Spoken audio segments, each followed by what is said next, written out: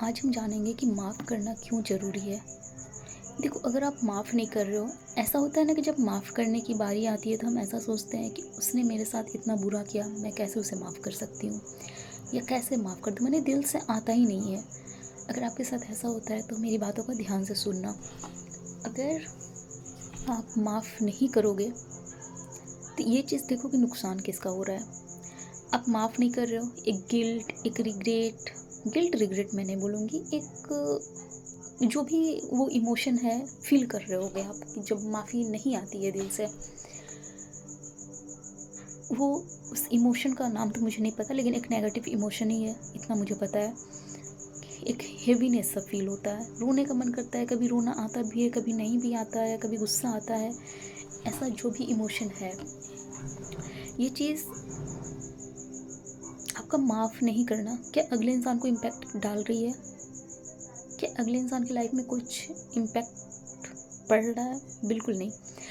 इससे नुकसान किसको हो रहा है? खुद को। आप जब माफ़ नहीं कर पाते हो, आप जब ऐसी वाली फीलिंग लेकर के चलते हो कि मैं उसे माफ़ नहीं कर सकती, उसने या तो फिर माफ़ करना भी छोड़ो, अगर आप ऐसा भी सोच रहे हो कि उसने ऐसा कैसे कर दिया, अगर इसी चीज़ में बार-बार आपका दिमाग घूमता रहता है, तो आप ये चीज़ देखो कि इससे नुकसान किसका हो रहा है और ये इमोशन मुझे कैसा फ़ील करा रहा है। क्या मैं ऐसा करके मैं हैप्पी फ़ील कर रही हूँ या तो मुझे सैड फ़ील होता है, डाउन फ़ील होता है इमोशनली, क्या फ़ील होता है? डेफ़िनेटली आप इमोशनली डाउन फ़ील करते हो। और जब आप इमोशनली डाउन फील करोगे तो ये एक नेगेटिव इमोशन है।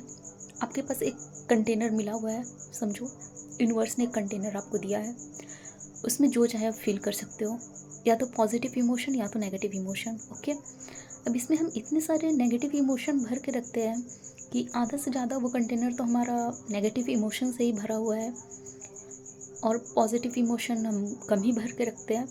तो उस कंटेनर को जब तक हम खाली नहीं करेंगे, नेगेटिव इमोशन को हम निकाल के जब तक वहाँ से खाली नहीं करेंगे, वहाँ पे हम पॉजिटिव इमोशन हम कैसे भरेंगे? तो इसलिए हमें, जब आप माफ़ करोगे ना, तो वो जो जितने भी नेगेटिव इमोशन है ना, आप जब माफ़ करने बैठोगे तो आपको रियलाइज़ होगा कि कब कब की बातें, बचपन की भी बातें याद आती है कि 5 में भी क्या हुआ था, 6 में भी क्या हुआ था, 2 3 में भी अगर किसी ने कुछ कहा होगा या आपने किसी को कुछ कह दिया होगा। होता है फ्रेंड सर्कल में, कभी कभी हम भी जाने अनजाने में, हम सब इंसान हैं, हम भी जाने अनजाने में किसी ना किसी को हर्ट कर देते हैं। को वो सब भी याद आएगा कि हाँ, ये बात मैंने हँसी मज़ाक में की होगी, ये बात का इंटेंशन नहीं था मुझे हर्ट करने का, बट अगला इंसान हर्ट हुआ होगा इस बात को सुन के। बहुत सारी चीज़ें याद आती है, लिस्ट लिस्ट यहाँ पे ना धीरे-धीरे खुलनी शुरू हो जाती है जब आप बैठोगे माफ़ करने के लिए। बैठोगे आप उस बड़े से चीज़ को लेकर के, जो अभी बार-बार आपको हर्ट कर रहा है, ठीक है? माफ़ करने के लिए जब आप बैठोगे, लेकिन धीरे-धीरे किसने आपको बुरा फ़ील कराया है, उस लिस्ट के बाद आपकी लिस्ट खुलनी शुरू हो जाएगी कि हाँ, आपने भी छोटे-बड़े हम सब इंसान हैं। जाने-अनजाने में आपने भी कितनी बार गलतियाँ कर दी है, वो सारी चीज़ों का अनफ़ोल्ड होगा। आप जब बैठोगे ट्राई करके देखना और मुझे बताना कि हुआ या नहीं ऐसा। हमें लगता है किसी और का हम बड़ा-सा कुछ ऐसा है कि किसी और का हम बड़ा-सा इंसिडेंट पकड़ करके हम अपनी छोटी-छोटी जो गलतियाँ हम जाने-अनजाने में कर चुके होते हैं, वो चीज़ हम भूल गए होते हैं। बट जब आप माफ़ करोगे तो आप अगले इंसान को भी माफ़ करोगे और खुद की भी बहुत सारी ऐसे गलतियाँ नज़र आएगी कि हाँ, आपने भी जाने-अनजाने में यार कुछ-कुछ गलतियाँ गलतियाँ की हैं। उसको भी रिलीज़ करना ज़रूरी है। एनर्जी लेवल पे जिसके साथ भी आपने गलत किया है, हँसी-मज़ाक में जिस भी फ्रेंड के साथ आपने कुछ हर्ट कर दिया हो किसी को, अ, उसके लिए भी माफ़ी माँगना ज़रूरी है। वो सारे जब इमोशन रिलीज़ होंगे, नेगेटिव इमोशन सारे जब रिलीज़ होना शुरू होगा, आफ्टर दैट जगह बचेगा पॉज़िटिव इमोशन का आपके पास। फिर अब क्या होगा, आपके पास पॉज़िटिव इमोशन के लिए जगह है, फिर आप पॉज़िटिव सोचना शुरू करोगे एंड पॉज़िटिविटी आपके कंटेनर में भरती रहेगी।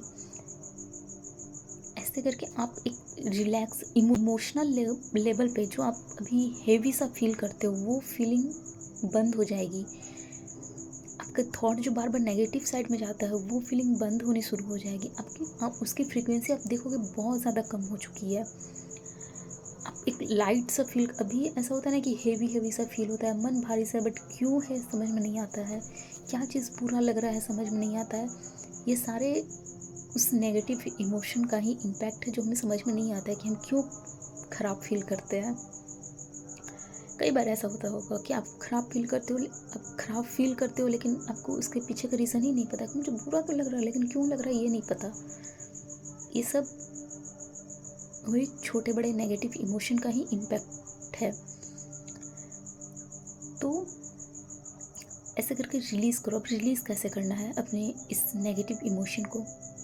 रूम को अंधेरा करके, मैं जैसे क्या करती हूँ, रूम को अंधेरा करके बैठ जाओ, भगवान को, यूनिवर्स को, बेसिकली अपने हायर पावर को, चाहे वो किसी गॉड पे आप ट्रस्ट करते हो या कोई गॉड नहीं तो आप यूनिवर्स को